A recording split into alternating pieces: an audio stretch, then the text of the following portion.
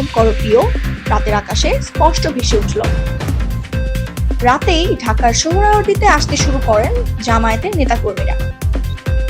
গোপালগঞ্জে কারফিউ শিথিল, ধীরে ধীরে স্বাভাবিক হচ্ছে জনজীবন। যুক্তরাষ্ট্রের পুলিশ প্রশিক্ষণ কেন্দ্রে বিস্ফোরণ, প্রাণহানি ৩ পুলিশের। মুখোমুখি হচ্ছে আর্জেন্টিনা স্পেন, জানা গেল সময়। শুনছিলেন শিরোনাম, এবার থাকছে বিস্তারিত।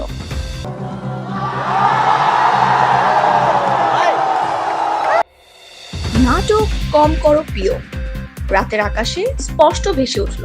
জুলাই গণ অভ্যুত্থানের বর্ষপূর্তিতে সারা দেশের বেসরকারি বিশ্ববিদ্যালয়ের শিক্ষার্থীদের অবদান স্মরণার্থে ধানের হাতির ঝিলে পালিত হয়েছে বেসরকারি বিশ্ববিদ্যালয় প্রতিরোধ দিবস। শুক্রবার 18 জুলাই সন্ধ্যায় জাতীয় সঙ্গীত পরিবেশনের মধ্য দিয়ে সূচনা হয় অনুষ্ঠানের। উক্ত অনুষ্ঠানে heroes without caps, private university in July, you fail to kill Abrar Fahad চলচ্চিত্র প্রদর্শিত হয়। এরপর উপস্থিত হয় জুলাইয়ের গান, তারপর মনোমুগ্ধকর ড্রেন শোতে নাটক কম করো প্রিয়, আমার ভাই কবরে, উনি কেন বাহিরে, জাস্টিস উইল বি সার্ভ সহ নানা লেখায় শিক্ষার্থীদের ত্যাগের কথা স্মরণ করা হয়।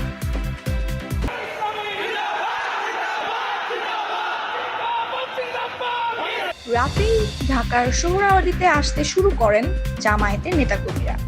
7 দফা দাবি আদায়ের লক্ষ্যে রাজধানীর সোহরাওয়ার্দী উদ্যানে আজ শনিবার 19 জুলাই জাতীয় সমাবেশের আয়োজন করেছে বাংলাদেশ জামায়াতে ইসলামী। রাতেই দেশের বিভিন্ন জেলা থেকে ঢাকার সোহরাওয়ার্দী আসতে শুরু করেন উক্ত দলের নেতাকর্মীরা। ক্রমশই বাড়ছে জনসমাগম।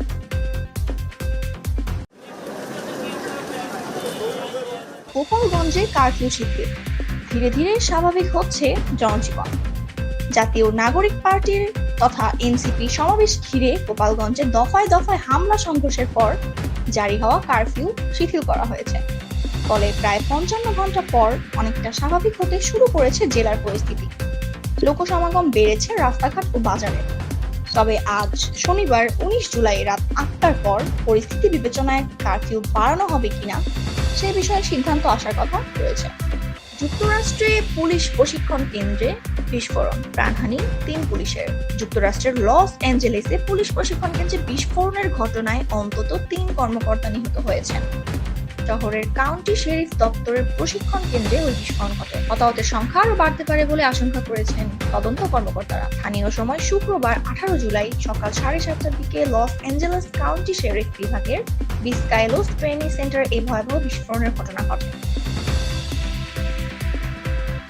মুখোমুখি হচ্ছে আর্জেন্টিনা স্পেন, জানা গেল সময়। দেশের অন্যতম সেরা 2 দল যখন মুখোমুখি হবে, ফুটবল প্রেমীদের উচ্ছ্বাসের শেষ নেই। তাদের কাছে এর চেয়ে আনন্দের আর কি বা হতে পারে। এমন একটি ম্যাচই তো দেখার অপেক্ষায় গোটা ফুটবল বিশ্ব। আর ফুটবল প্রেমীদের অপেক্ষার সেই প্রহর অবসান হতে যাচ্ছে, তবে তার জন্য অপেক্ষা করতে হবে আরো 8 মাস।